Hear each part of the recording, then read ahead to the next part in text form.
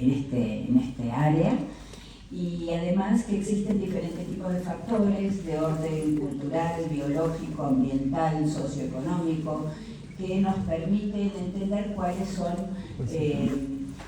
situaciones que nos pueden llevar a cambios de los estados nutricionales. O sea, no solamente cuando nosotros tenemos un paciente que tenga alguna alteración de su estado nutricional, pensemos en factores biológicos a la nada, pensemos que esto puede ser multifactorial y con un espectro bastante amplio. Muy bien. ¿Cómo definimos una alteración de la nutrición? Para la Organización Mundial de la Salud es una carencia, exceso o desequilibrio de la ingesta calórica y de nutrientes de una persona, y que abarca 3 grandes afecciones. Y permítanme que introducimos un cuarto concepto con respecto a esto. Las 3 grandes afecciones sería la desnutrición, sería el sobrepeso y la obesidad en los 2 extremos, sería la mala nutrición, independiente de si el paciente está delgado o obeso, puede estar mal nutrido. Y lo que incorporamos ahora como para agregar a estas 3 categorías es la categoría de la sarcopenia, tema que ustedes están leyendo y viendo permanentemente en los últimos tiempos. Voy a tratar de poner las definiciones como para saber dónde apoyarnos para hablar. La definición de desnutrición, entonces, puede ser, digamos, la ingesta insuficiente de alimentos en forma continua, la absorción deficiente o el uso biológico deficiente de los nutrientes, o la situación en la cual no se satisfacen las necesidades de la energía con la alimentación no se satisfacen las necesidades energéticas del individuo. Entonces, o es una ingesta insuficiente en forma continua, no en forma aislada obviamente, o es una absorción deficiente donde juegan factores biológicos, o bien es una cantidad que no es suficiente para el requerimiento calórico de cada uno. Mientras que el sobrepeso y la obesidad es una definición que está un poquito en revisión. Ustedes por ahí van a ver en algún lado que algunos de los elementos que utilizamos para definir sobrepeso, obesidad, están un poquito en revisión, pero por ahora, como todavía no hay nada aceptado, vamos a seguir utilizando lo convencional y decimos que entonces obesidad o sobrepeso se presenta cuando hay una acumulación anormal o excesiva de grasa que puede ser perjudicial para la salud. Mala nutrición está relacionada a la definición de un déficit de algunos nutrientes que puede estar ocasionado por una ingesta deficitaria o insuficiente o de mala calidad, o por una absorción deficiente en alguna patología del tubo digestivo donde pueda haber una absorción mala, patológica, de algún tipo de nutrientes. Y esto va a llevar, no necesariamente, no pensemos en un paciente ni flaquito ni gordito, como dije antes, sino en un paciente que puede estar flaquito, puede estar gordito, puede estar en enorme peso, pero que va a estar mal nutrido. Por ejemplo, un déficit de vitamina B12, un déficit de hierro. Bueno, muy bien. Ahora vamos a tratar de ver, y quisiera tratar de hacer lo más esquemática y clara posible acá, de qué manera vamos a evaluar nosotros el estado nutricional de nuestros pacientes. ¿Cuáles son las herramientas que tenemos para analizar cuál es el estado nutricional del paciente? Vuelvo a decirles, tanto del paciente que está internado como del paciente que es ambulatorio. Hemos propuesto en algún momento, con la doctora Israel, incorporar en la historia clínica alguna tabla que mida el estado nutricional del paciente desde el momento del ingreso a la internación y en los días o semanas siguientes, como para tener un dato más que es un factor que puede pesar mucho en la evolución y en el mal pronóstico de la patología por la cual está siendo atendido esta persona, ¿no es cierto? Bueno, entonces vamos a tratar de analizarlo con esto lo más esquemático y amable posible. Y ponemos entonces A, B, C, D, E y F. Entonces, tenemos algunas herramientas antropométricas, o sea, tenemos algunas herramientas para medir, como puede ser el índice de cintura-cadera, como puede ser la circunferencia de la pantorrilla, del muslo, del brazo, diferentes herramientas que tenemos para medir. Tenemos algunos parámetros bioquímicos que también nos van a ayudar en la evaluación de los pacientes con alteraciones en la nutrición, parámetros hormonales, parámetros vinculados a valores de colesterol, de albúmina. Algunos de estos valores están como modificando su jerarquía. En algún momento se les dio mucha importancia y en este momento por ahí un poco menos, pero sencillamente un hemograma puede ayudar a pensar en el buen o mal estado de nutrición de un paciente. Tenemos datos clínicos y creo que el dibujito es medio, digamos, sugerente. En el examen clínico del paciente no vamos a detenernos a hablar de cuál puede ser el examen clínico de un paciente que esté muy adelgazado o de un paciente que tenga sobrepeso, porque esto es algo que ustedes ven y manejan a diario, pero es un elemento más. O sea, no salteemos herramientas que tenemos para poder hacer el diagnóstico de los diferentes estados nutricionales. Tenemos parámetros dietéticos que tienen que ver con los hábitos culturales o con las posibilidades de alimentación de cada individuo.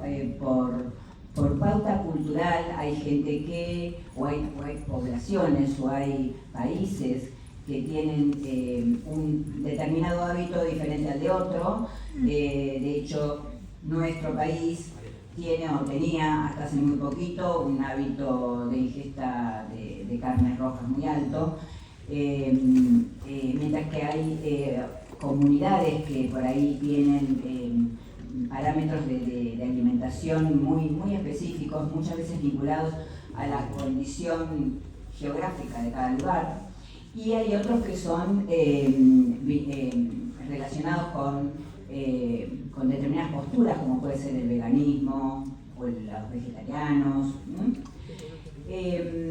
Dentro de lo que sería la E, que se clasifica como ecológicos, acá tiene que ver todo lo que se vincule con la microbiota, todo lo que esté relacionado de acuerdo al tipo de alimento que ingerimos, de acuerdo a nuestra salud, en qué condiciones está nuestra microbiota, y esto también impacta en el mejor o peor estado de nutrición. Pensemos un paciente que tiene por un problema digestivo, permanentemente estado de distensión abdominal y de malos procesos de digestión, va a tener una mala nutrición. Y finalmente las herramientas funcionales, como puede ser el dinamómetro, como pueden ser algunas pruebas que se toman sencillamente en consultorio o en el ámbito del hospital, que tienen que ver con pararse y sentarse en la silla, con caminatas. Son pruebas que después vamos a extender un poquitito más como para que se tengan. Pero esta diapo así muy sencillita, un poco trata de que podamos resumir en la cabeza nuestra qué herramientas son las que tenemos como para poder analizar el estado nutricional de nuestros pacientes. Entonces ahora sí vamos a hablar de cada uno de estos datos, aunque sea un poco rápidamente, pero bueno, vamos a decir que en la anamnesis nosotros debemos averiguar por el estado de apetito, de saciedad, por los hábitos de alimentación, por los tipos de bebida que el paciente consume, por las cantidades, cuáles son las condiciones de consumo en relación a alimentos crudos, alimentos cocidos, cuáles son las condiciones de alimentación en relación a en qué estado están las piezas dentarias de la persona. Ustedes ven los viejitos que por ahí dicen que no comen carne porque no pueden masticar. Esto es algo práctico de todos los días esto. En la anamnesis tengamos presente la participación que tienen en la alimentación, como decíamos, los factores sociales, culturales, económicos, ambientales, y todo esto puede determinar diferentes hábitos y diferentes estilos de alimentarse. Esto solamente es gráfico en cuanto al examen físico. Y vamos a enumerar los indicadores que ustedes ya conocen y que, como les decía, algunos de estos indicadores quizás en un tiempo no muy largo estén en revisión o se modifiquen, pero por ahora los estamos utilizando. Y la estrella, la conocida, la habitual de todos nosotros que tenemos todo el tiempo en la cabeza, es el índice de masa corporal o BMI, que como ustedes ya saben se calcula haciendo la división entre el peso en kilos y la talla en centímetros elevado al cuadrado, y que el valor normal está entre 18.5 y 25. Esto puede estar modificado en algunas poblaciones. Puede ser que en países del norte de Europa, donde naturalmente la constitución física de los individuos es más grande, se tome una pauta diferente, 20 a 25. En algún momento se había extendido en varones hasta 27, pero digamos para nuestra región esta sería el valor que utilizamos.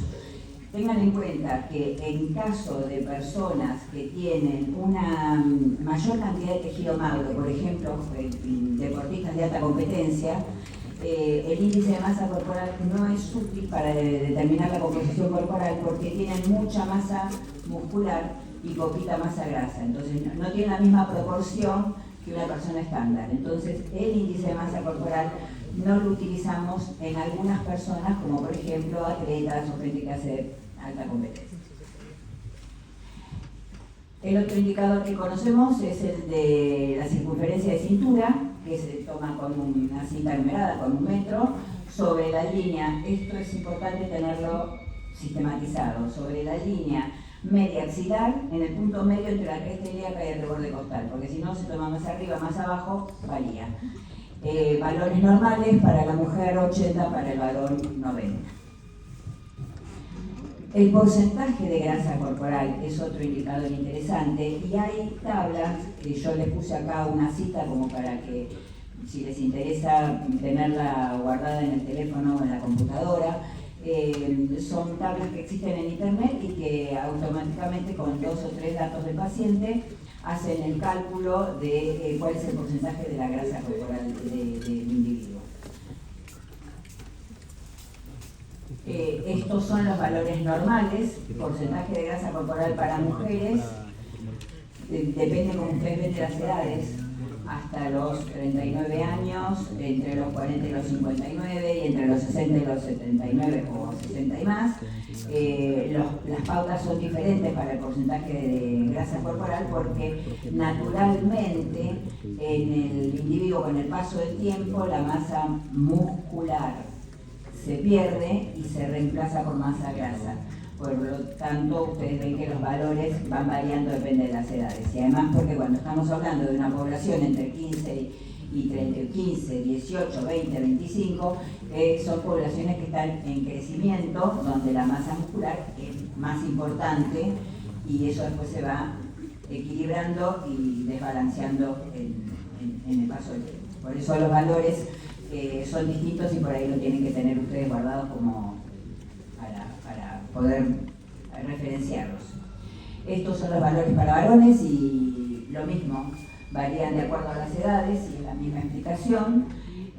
Ustedes vean que en general el varón tiene un porcentaje de masa grasa corporal diferente, menor que el de las mujeres.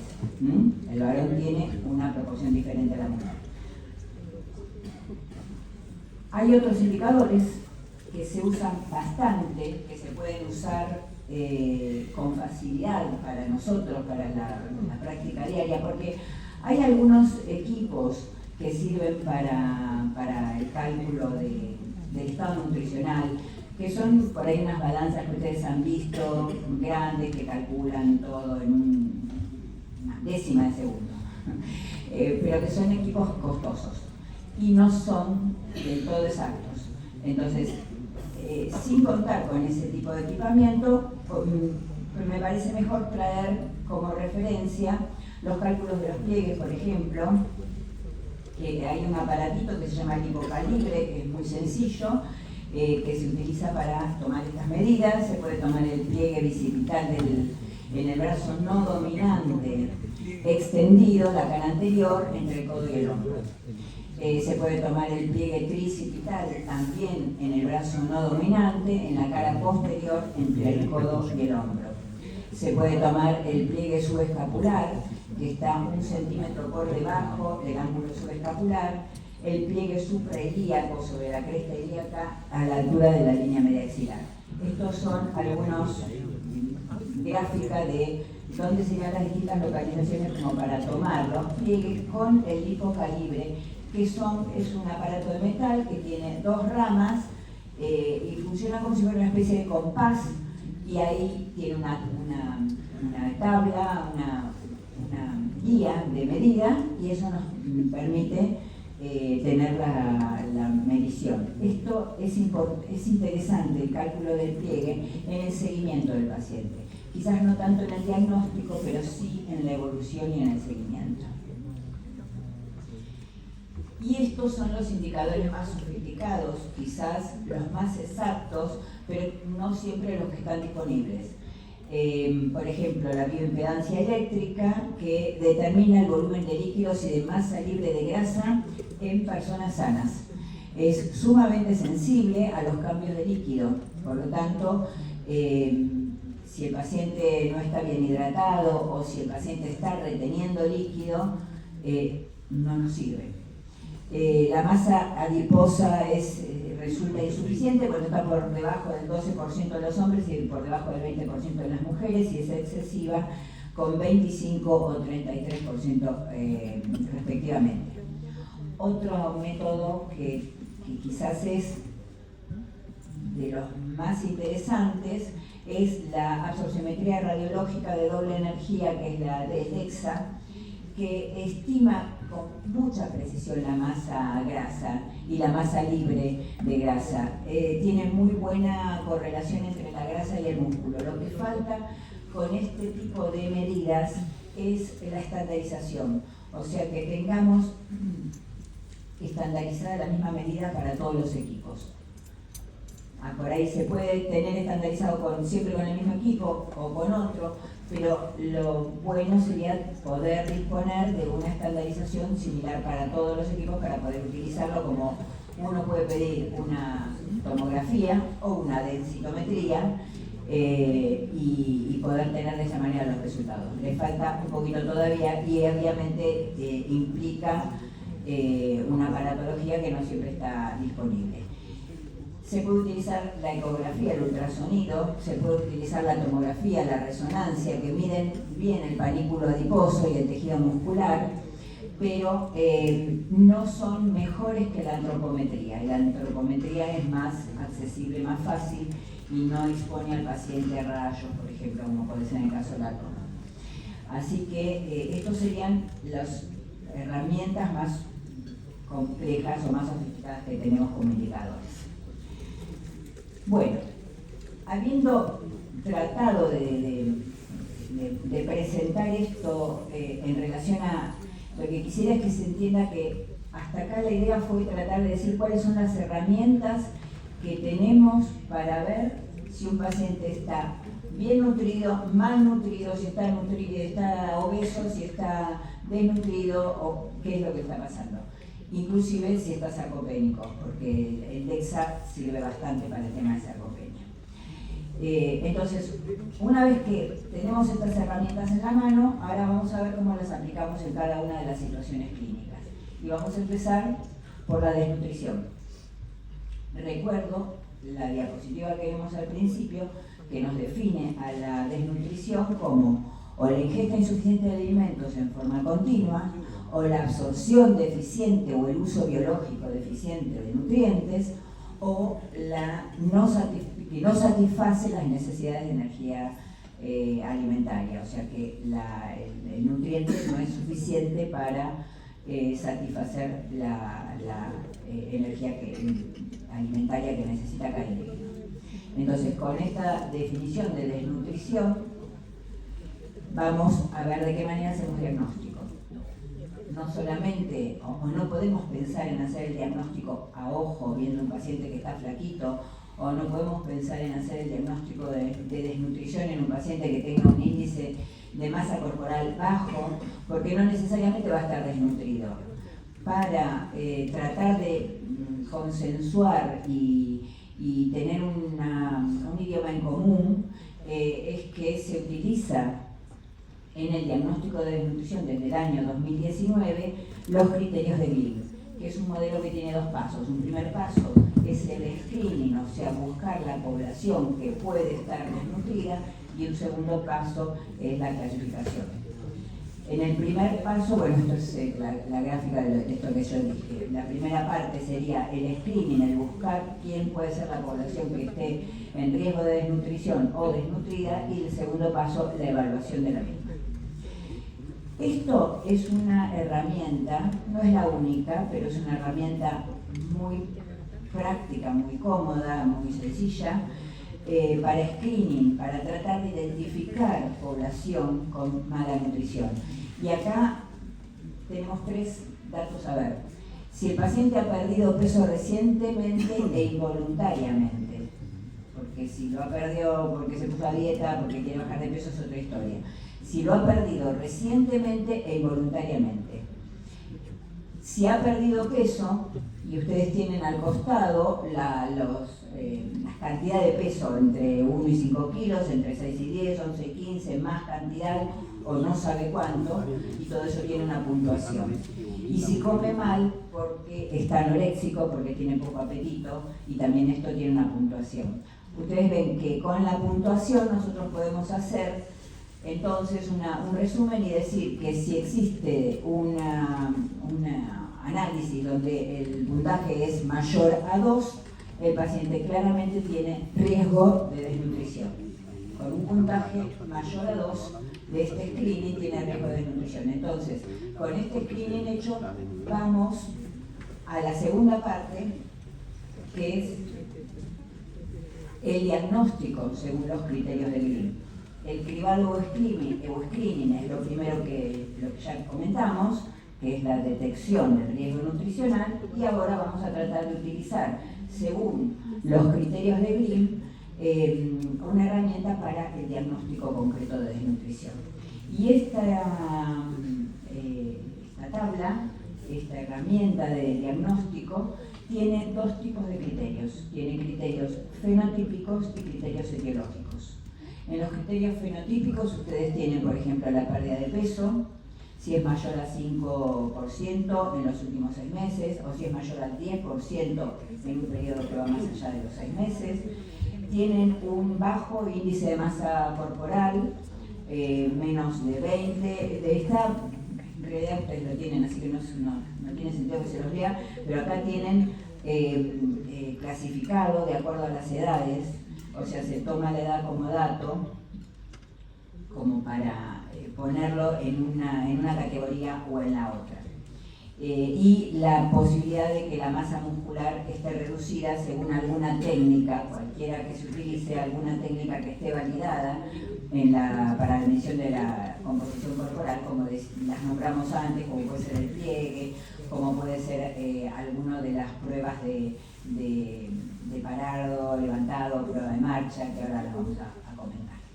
Estos serían los criterios fenotípicos, y los criterios etiológicos es la ingesta alimentaria reducida o la reducción de la absorción de los alimentos, o come poco o no absorbe.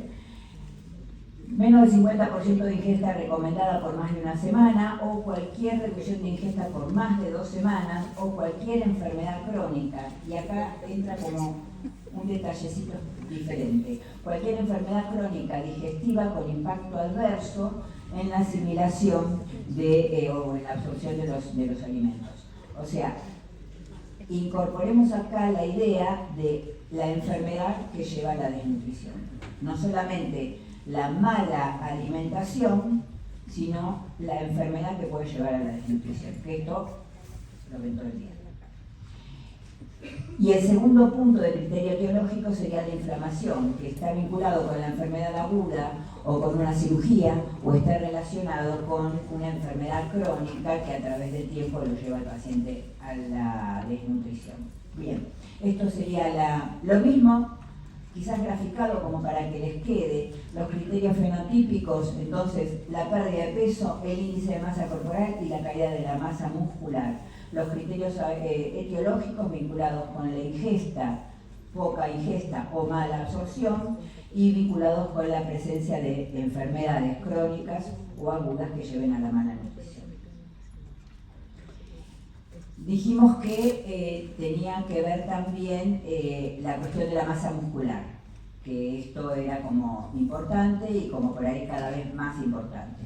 Entonces, esto es un grafiquito, una tablilla, un dibujo, como para evaluar la masa muscular.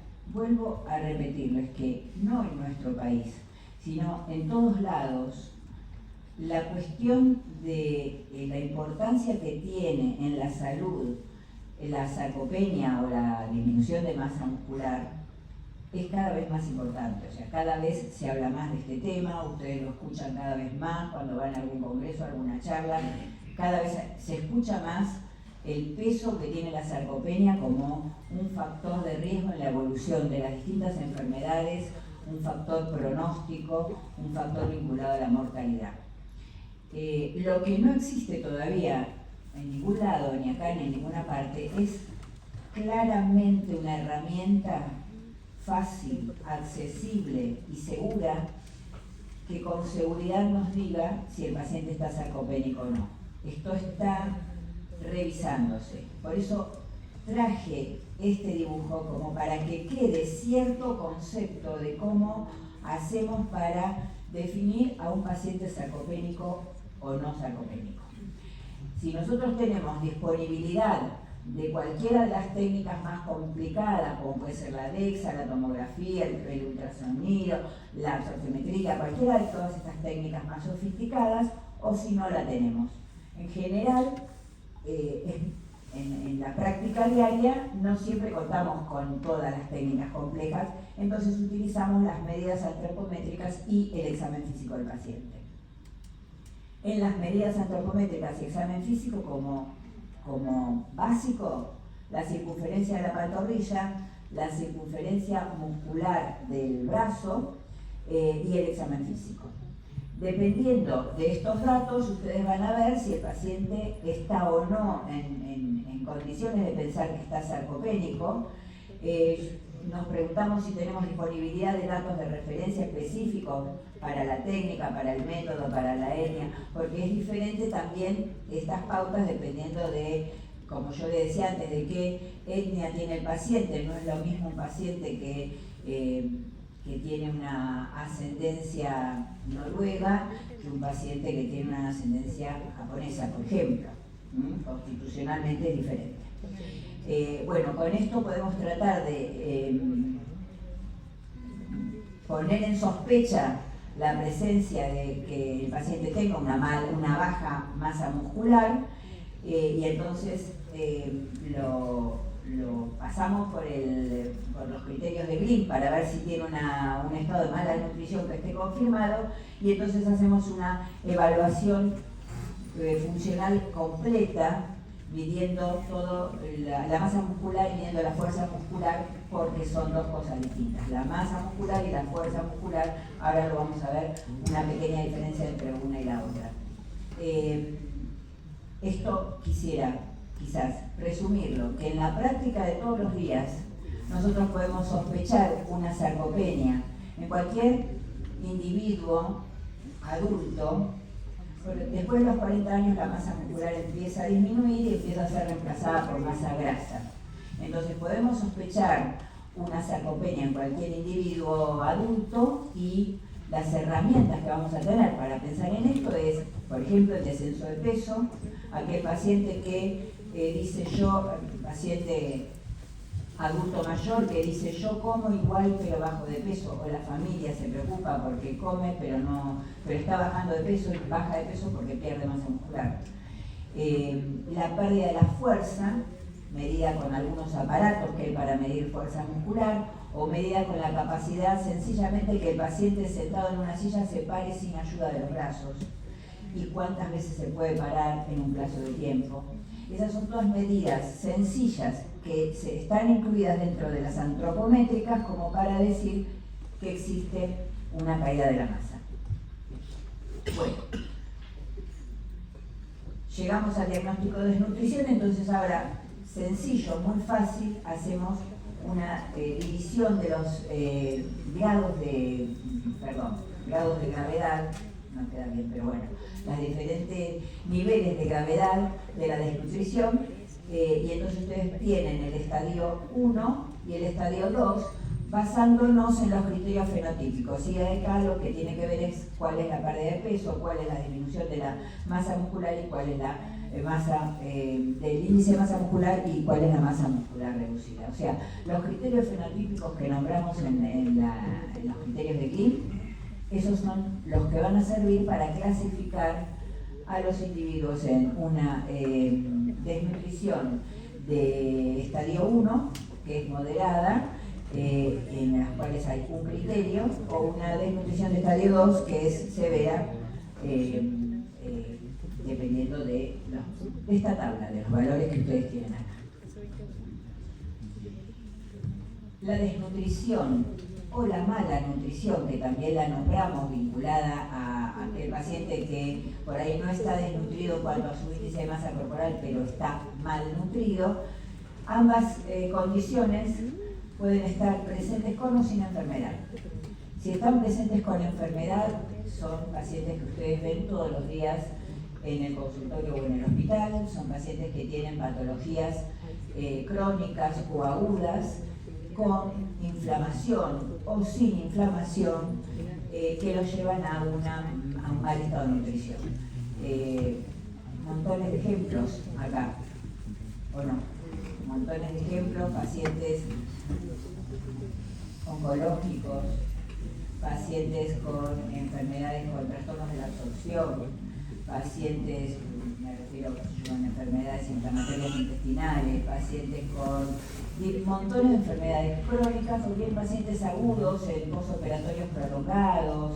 Entonces, en esos casos tenemos estados de mala nutrición asociados a la enfermedad, pero también los podemos tener sin enfermedad, donde hay un factor que puede ser el socioeconómico o el psicológico, y lamentablemente un factor que tendría que estar, que no tendría que estar, que es el hambre. Así que estas condiciones pueden llevar a la mala nutrición o a la desnutrición. Repasamos entonces, tomando como base lo que acabamos de decir, cuáles serían las causas de la mala nutrición de la boca. Lo que nombramos antes, chicos, los abuelitos que tienen la boca en mal estado y que no comen bien porque no pueden masticar. Algunos medicamentos que pueden traer inflamaciones a nivel de la boca, mucositis en pacientes que reciben medicación oncológica, pacientes que están deprimidos, que no quieren comer, que tienen anorexia o que la enfermedad de base los lleva a estar anoréxicos, pacientes que tienen síntomas gastrointestinales como náuseas, vómitos, diarrea, constipación, dolor abdominal, todo esto los va a llevar a que coman mal. Por cualquier patología, un paciente que tiene síntomas gastrointestinales, náuseas y vómitos por lo que fuera, porque tiene una infección intestinal, porque tiene una gastroenterocolitis, lo va a llevar a comer mal y lo puede llevar a la desnutrición si se prolonga en el tiempo. Puede haber trastornos de absorción a nivel del tubo digestivo, como el intestino corto, como la insuficiencia pancreática, como algunos posoperatorios, y acá ponemos los posoperatorios de las cirugías bariátricas, pero también otros posoperatorios, o pacientes que tienen alguna patología anatómica a nivel del tubo digestivo, como puede ser una estenosis esofágica, una gastroparesia, fístulas, pseudoobstrucción intestinal, obstrucción intestinal. Bueno, todo esto puede llevar a malos estados nutricionales. Esto es solamente para traer la diapositiva y recordar estos nombres que todos han leído alguna vez, que es una forma de clasificar a la desnutrición en forma cualitativa que prácticamente no se utiliza, pero cada una de estos no son clasificaciones cuantitativas, sino que son cualitativas, vinculadas a diferentes situaciones que han llevado a la desnutrición. Creo que por ahí de lo que nosotros podemos ver con mayor frecuencia son los estados de desnutrición mixtas, donde hay por ahí una pobre ingesta de proteínas o una pobre ingesta de calcio o de hierro. Bueno,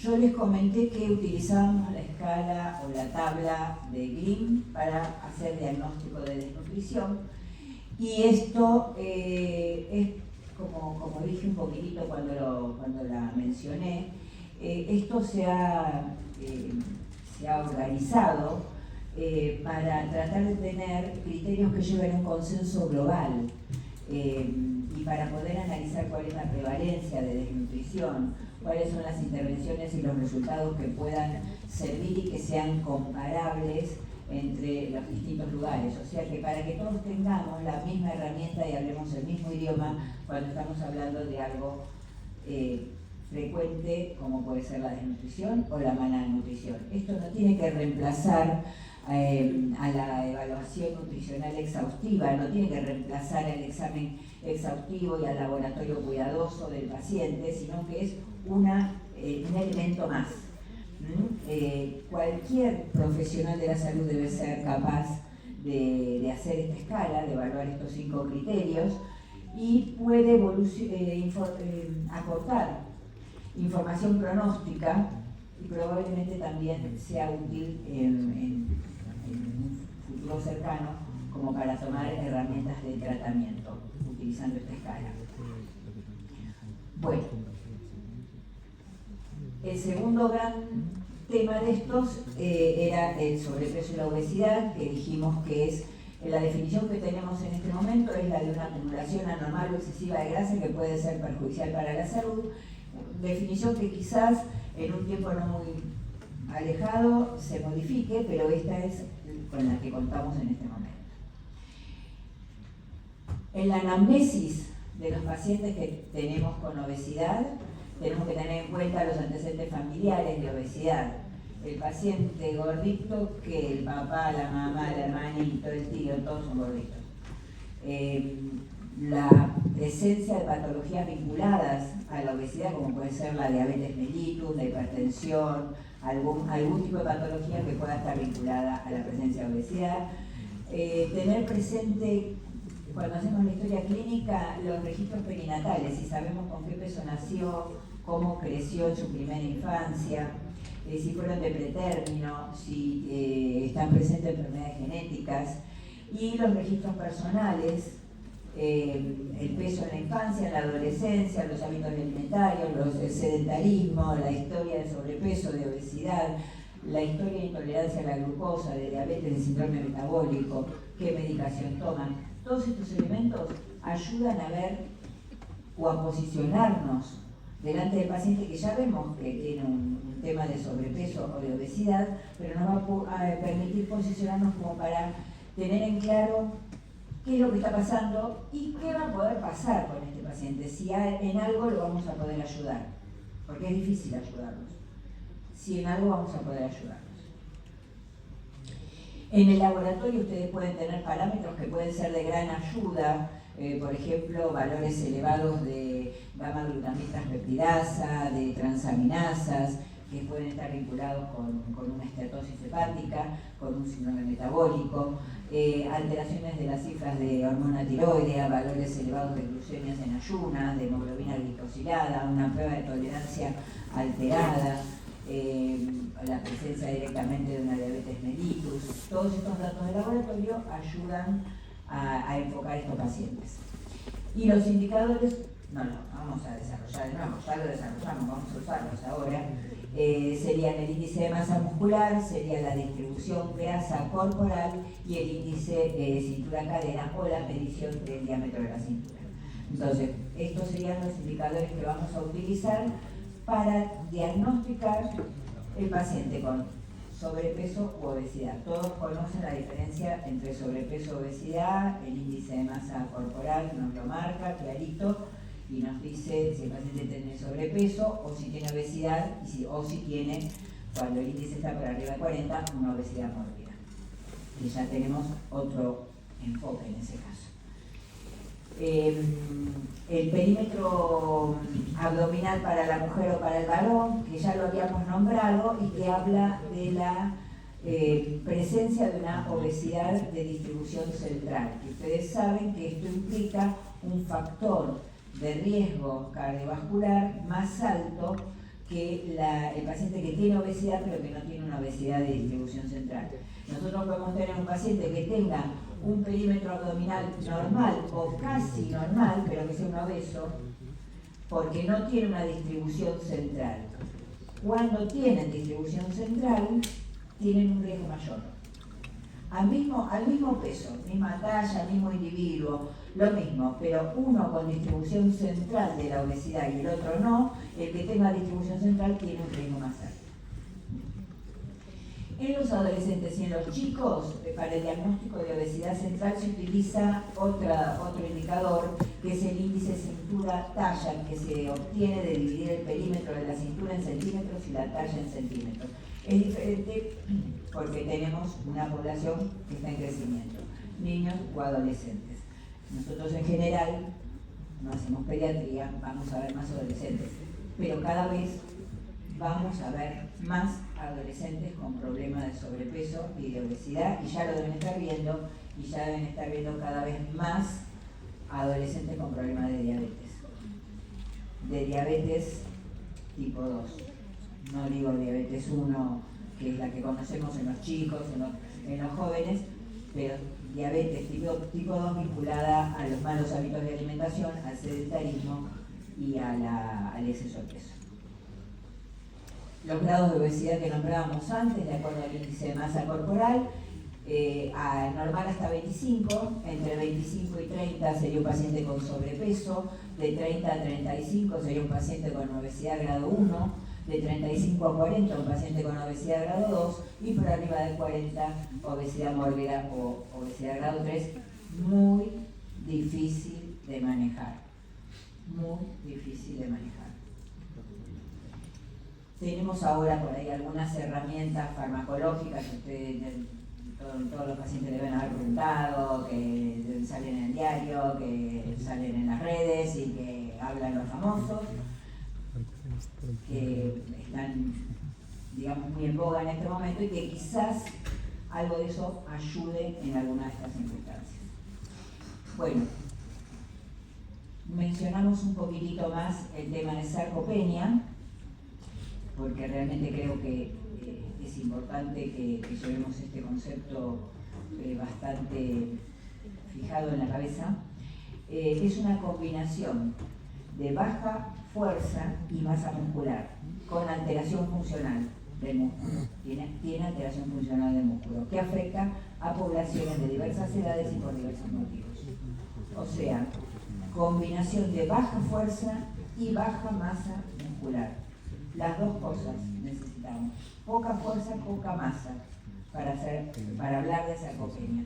Y esta condición de poca fuerza y poca masa va a llevar sí o sí a una alteración funcional del músculo. De hecho, es una de las herramientas que usamos para el diagnóstico. La prevalencia en adultos mayores se estima en un 10%. En lo personal, y esto solamente es personal, creo que bastante más que 10%. Se habla que los adultos a partir de los 40 años, como le decía antes, empiezan a perder masa muscular, empezamos a perder masa muscular y a reemplazar el músculo por tejido graso que infiltra la fibra muscular y que colabora a montones de patologías relacionadas con lo metabólico, ¿no?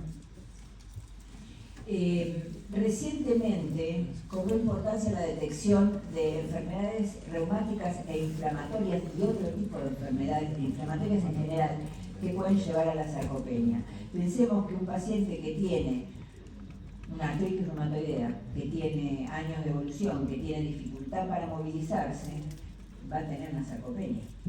Pensemos cualquier paciente que tenga una enfermedad neurológica que le impide desplazarse normalmente, tiene una sarcopenia. Ustedes le ven una pierna flaquita o un brazo delgadito. Solamente pensemos en un paciente que tiene puesto un yeso durante 40 días.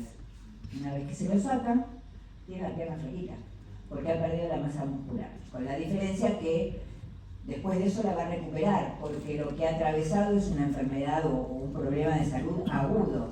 En cambio, cuando estamos hablando de una enfermedad crónica, como puede ser una enfermedad reumatológica, neurológica, va a llevar, es una enfermedad crónica que va a llevar naturalmente a una pérdida de la masa muscular, porque también ese paciente va a movilizarse poco. Las categorías se denominan primarias cuando se asocian a la edad y se conoce que se inician a partir de los 40 años, y o sea que las primarias serían la de todo el mundo, la que todos sabemos que la tiene porque, bueno, ya tiene determinada edad y empieza a perder masa muscular. Y las secundarias cuando están vinculadas con algún otro factor, como podría ser lo que estamos nombrando recién, patologías sistémicas, patologías oncológicas, falla orgánica, inmovilidad, pacientes internados mucho tiempo, mucha cama, un estilo de vida sedentario, incapacidad física, alguna limitación física. Con la epidemia de COVID, nosotros vimos muchos pacientes con internaciones muy prolongadas en terapia intensiva, y si no, todos los pacientes que tienen internaciones prolongadas en terapia intensiva, cuando se recuperan de la patología de base, no pueden caminar, porque no tienen fuerza muscular, tienen que ir a alguna rehabilitación. Esto lo ven todos los días. Bueno, esto sería una sarcopenia secundaria. En función del tiempo, agudas o crónicas, un invento impresionante. Aguda sería cuando tienen la detección en un lapso menor de 6 meses y generalmente está asociado a patologías. Y crónica, cuando es mayor de 6 meses, y en general está asociado más a la edad. Y se está evaluando la posibilidad de que esto sea un factor de riesgo de mortalidad. No está del todo terminado de estudiar, pero claramente se está en el camino de evaluar si el hecho de tener una sarcopenia crónica de más de 6 meses de evolución es un factor de riesgo para incrementar la mortalidad del individuo, del paciente. La obesidad sarcopénica se define como aquella situación en la que podemos asociar sarcopenia y pérdida de peso. Pero la sarcopenia puede estar presente en personas que tienen sobrepeso. Entonces, en ese caso, cuando nosotros tenemos una sarcopenia en una persona que tiene un sobrepeso o que tiene una obesidad, o sea, que el músculo se perdió, pero la grasa está y reemplazó al músculo y ocupó lugar, este paciente tiene una obesidad sarcopénica. La reducción de esa masa magra corporal en el contexto de exceso de masa magra o de tejido adiposo es lo que se conoce como obesidad sarcopénica y que es mucho más frecuente en los adultos mayores. Quisiera destacar que la adiposidad exacerba la sarcopenia. Los pacientes que tienen exceso de grasa tienen más riesgo, tienen un factor que los lleva a profundizar su sarcopenia, porque aumenta el infiltrado de grasa en el músculo, porque disminuye la capacidad de función física, o sea, el paciente se mueve menos, camina menos, está más quieto, más sedentario, tiene grasita y esa grasita va reemplazando cada vez más al músculo que se está perdiendo porque no se está moviendo. O sea que es una cosa muy vinculada. Esto de obesidad sarcopénica, otro concepto como para llevarse, el paciente puede ser gordito y sarcopénico. Esto está vinculado con lo que acabo de decir. La sarcopenia pura está vinculada con los síndromes geriátricos que ustedes ven en geriatría, los distintos tipos de síndromes geriátricos, disfunciones musculares y pérdida de funcionalidad. Y la pérdida pura de la masa muscular está asociada, como decíamos antes, a enfermedades agudas o enfermedades crónicas, a situaciones que pueden llevar a una disfunción de algún órgano y por lo tanto a la pérdida muscular. No es muy difícil esto, Esto solamente es un esquema para tener como concepto también que es diferente la sarcopenia de la baja masa muscular. No siempre es lo mismo. Sarcopenia que baja masa muscular. Yo tengo sarcopenia en los síndromes geriátricos donde hay disfunción muscular, donde hay pérdida de la funcionalidad. Eso es la sarcopenia del adulto mayor. Mientras que tengo pérdida de la masa muscular en los pacientes que tienen alguna enfermedad aguda o crónica, lo que estuvimos hablando hasta recién, donde por la patología de base que tengan, tienen por ejemplo una baja ingesta proteica, tienen un mayor gasto energético porque estuvieron sépticos por lo que fuera, tienen una disfunción orgánica y tienen una pérdida de masa muscular. La diferencia grande entre una y la otra es que en el primer caso la recuperación del músculo es mucho más difícil, mientras que en el segundo caso, resuelta la anoxa, el paciente se recupera o puede recuperarse. Entonces, podemos tener la sarcopenia convencional del adulto mayor, pero podemos tener un paciente de 20 años que tuvo un posoperatorio prolongado porque se infectó el abdomen, se fistulizó un abdomen abierto y contenido, no sé lo que ustedes quieran, y que estuvo internado y quieto durante un mes y ese paciente va a estar sarcopénico cuando se recupere. Nada más que ese paciente va a poder recuperar esa masa muscular en la medida que empiece a moverse y a rehabilitarse. Dijimos que, y asociado al concepto de sarcopenia está el concepto de deterioro funcional. Entonces, si vamos a evaluar una sarcopenia, tenemos que evaluar la funcionalidad de este paciente.